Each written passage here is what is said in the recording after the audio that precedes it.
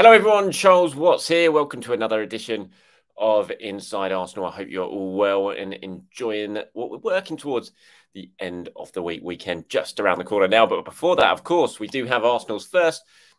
Well, is it first? I don't know if you count the Watford behind closed doors friendly. I don't really count that. I think when I'm talking about the first pre-season friendly, it's got to be in front of fans, and that's what we've got tonight. Arsenal versus Nuremberg over in Germany. Looking forward to that one. 6 p.m. kickoff. UK time, 7 p.m. kickoff over in Germany. We're going to get to see our first look at some of the Arsenal players ahead of the new season. Kai Havertz hopefully going to make his debut. We'll talk about that a little bit. I'll try and do a predicted 11, which will be hopelessly wrong. No doubt about it, because it's virtually impossible to predict starting 11s at this stage of the summer. So we'll talk a little bit about that game. Got some questions to answer as well. But we've got to start off, haven't we? Talking about what the hell is going on with Declan Rice and Jurrien Timber. Sorry, I keep pronouncing the J, and I've been told off for doing that in the comments section on YouTube. So apologies, Jurrien Timber.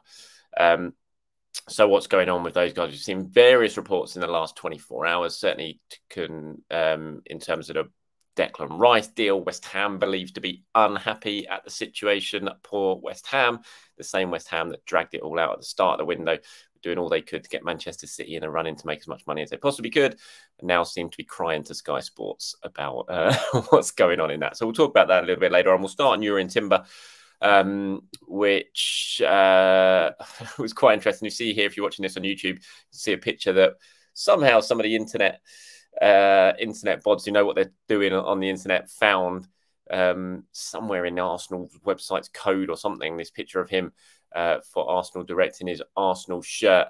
And as I said earlier on in the week, Arsenal were hoping that this was going to get done by the start of the Nuremberg game, so he could feature in that. It obviously hasn't been done yet, still not been announced. Appears just been a slight little hold up sort of in getting the contracts fully sort of finalized and done, but there's no panic or anything like that. He's still going to join. So as frustrating as it is, I know it's frustrating. I see all your comments. I see everything you're saying. I see it all on social media. I know it's frustrating. You want to see him signed. You want to see him sort of laid out in the Arsenal shirt with his interview, but it is going to happen. It's just, it's not going to make much of a difference. It's just a little bit of patience required for this one. And yeah, obviously he's not going to be a part of the Germany squad, a Germany camp, which is frustrating for a little bit for Arsenal, because they did want him involved there. The plan was to get him involved there, potentially even to play tonight in this game, give him half an hour or so in the second half. They've had to put that back a little bit, but he will link up with the squad ahead of the trip to the USA, which they leave for on Sunday, and he will be an Arsenal player, and that is the most important thing in all that. Yes, it would have been great to have it already done, and so he could be part of the squad right now, but it's just a little bit of a delay, and it is still going to happen. So I wouldn't be panicking too much about that or anything. In terms of Declan Rice, now, the stuff going on from West Ham, if you're watching this on YouTube, you can see him here. He's been posting pictures of himself. He's training in Portugal. He's been training alongside Rafael Leao, obviously the AC Milan forward. There's a couple of players over there in Portugal keeping their fitness work up ahead of their return to their clubs. Which club Declan Rice returns to? That's the big question at the moment. I'm still utterly convinced it's going to be Arsenal. Obviously, the Sky Sports story yesterday went out in the afternoon that West Ham were unhappy about the length of time it is all taking, saying that they're waiting for the contracts to be sent back by the lawyers and all that. But and that got people a little bit worried, thinking, is something going to happen? Is this going to fall through? But as far as I'm aware, it is still going to, it's still going to happen. I'm still expecting him to be part of the squad that goes out to the USA on Sunday. That's the plan. And hopefully that is a plan that will happen. Obviously, I can't say for absolute certain, but I'm still very, very confident that this is going to happen. So I wouldn't be overly concerned about it. And frankly, West Ham being upset, really, who cares? They're just means they're paying Declan Rice his wages for another week or so. And Arsenal, he will still be an Arsenal player. That's, as far as I'm aware, that is still going to happen. So again, similar with the Jurrien Timber stuff, it's just a little bit of patience needed. Yes, it would have been great to have it already done now and to be, fully confident that he was going to be linking up. The fact is he's on holiday at the moment, so it doesn't really make too much of a difference if he was if he's been confirmed as an Arsenal player or not. He'd still be on holiday. He wouldn't be with the squad. And when he gets back from holiday, which I believe is to be on Friday, then you've got the stuff that's going to have to happen. And obviously, the confirmation from Arsenal before that is going to have to be the big stuff with West Ham, which, we're fully expecting in terms of, he's going to have to release this sort of goodbye message, the video, which I'm sure he'll do. We've seen players do that before when they're making these moves away from the clubs they've got such an emotional attachment to. Remember Thierry Henry's back in the day when he left for Barcelona. It'll be similar with Declan Rice. There's going to be a video. There's probably going to be tears. There's going to be a message on the website and all that. And, once that's happened, then it will be confirmed from the Arsenal side and it will go through, and hopefully it will be done Friday or Saturday, and then it'll be on that plane on Sunday going over to the USA. So it's just a case of waiting a little bit more now before that gets done. Okay, so obviously he's not going to be in Germany, which is a shame, but Arsenal are over there and they are getting ready for their first game of pre-season, which I'm really looking forward to watching against Nurnberg later tonight. You can watch it. It's being streamed on arsenal.com. You've got to buy one of their match day pass type things. I think about £6 or something like that, which makes me laugh really when if you're a member and you pay for your membership at the start of the summer, you're supposed to get all these perks and things. It makes me think, surely pre-season friendly should probably be part of those perks. I don't know why you have to pay more money to watch pre-season games when you're already paying to be a member, but that's just my thoughts on it. Anyway, it kicks off at 6 p.m. tonight, and I'm really looking forward to seeing who's involved. It's going to be really difficult to sort of nail down what this team is going to be, but there's certainly going to be some exciting players to watch. And I'm really looking forward to seeing Kai Havertz play. I imagine Havertz is probably going to come on as a second half substitute. He's a little bit further behind than a lot of the players because he came back late with the internationals. So same as Saka, same as Odegaard, those sort of players. And probably I would lean on the side of those guys start coming on in the second half, maybe getting 25 minutes, 30 minutes to get some fitness into their legs, match minutes into their legs before the trip to the USA. But really looking forward to seeing what Havertz can sort of get up to. Looking forward to seeing where he plays, first of all, if he does come on. I don't think wherever he comes on, you can't take for granted that's where he's going to play when the real business end of, the real business starts for the season. I think pre-season you might just fill in any old position just to get some minutes into his legs. But hopefully if he does, we do get to see him in that kind of left 8 type role and get our first little glimpse of what he could bring to this Arsenal squad. Kieran Tierney's over there. He'll probably feature tonight. He, like those, Havertz and Odegaard, obviously played for Scotland during the international. So I imagine if he does play, he'll be coming on the second half.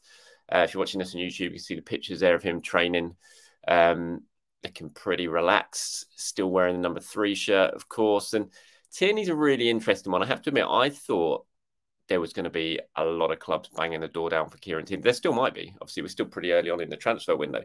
But I thought there was going to be a lot of clubs banging the door down for Kieran Tierney this summer. Newcastle was certainly very interested. Whether that interest has dipped a little bit, it seems like it might, because they seem to be exploring other potential options at fullback.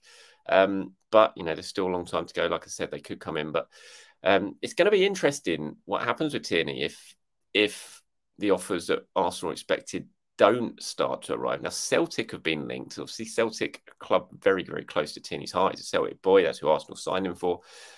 But would they have the money to sign Kieran Tierney? I mean, they just sold Jota over to the Saudi League for a lot of money. So maybe that's the case. Obviously, he'd have to take a huge, huge pay cut should he go back to Celtic. And whether he'd want to sort of do that and go back to the Scottish League, it remains to be seen. But I think he's a really interesting figure going into the sort of second half of the transfer window in terms of where he could potentially go. Because Arsenal want to make some money this summer. They need to make some money this summer. It's really, really essential, I think. And Tierney is certainly one of those players earmarked as a potential exit who could bring in a lot of cash. He's a very good player. He's still got, he's a good age. He's still got a long time left on his contract. And I think he improves pretty much every single Premier League team that you could go to almost. And, I wouldn't be averse to Tierney staying by any means. I think, it'd be a really, really strong player to have in your squad, especially in the season when you're going into the Champions League. But, there are other options at left back. Like I've spoken about, Tomiyasu is a real strong option to play over there at times if Zinchenko's injured or not fit. We still wait to see what happens with Nuno Tavares, who obviously isn't over in Germany at the moment because he was in that, involved in European under-21s championships with Portugal. It's only just finished last week, so he's not involved. The same as Emil Smith-Rowe in that trip, but he's still to come back into the squad, and his future still needs to be decided.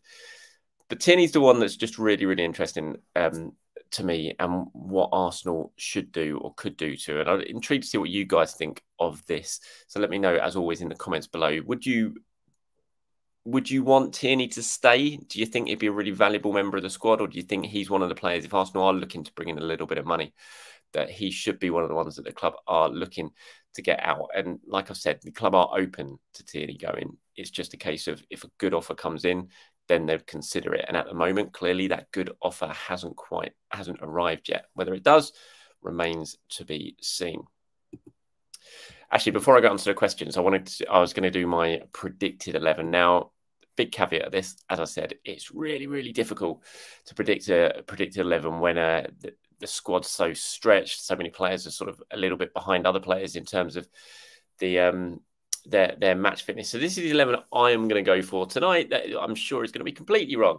I'm going to go with Arthur Nkonkwo in goal. He was in goal for the Watford friendly, and I think he'll probably play again in goal today. Ramsdale we might see in the second half. So I'm going to go Nkonkwo in goal. Back four, I'm going to go White, Gabriel, Holding, and Cedric. Just think Tierney, because he's come back a little bit late, he won't be there. He might come on in the second half. So yeah, White, Gabriel, Holding, and Cedric. Maybe Austin Trusty might get a bit of a look in, but probably in the second half. I'm going to go midfield.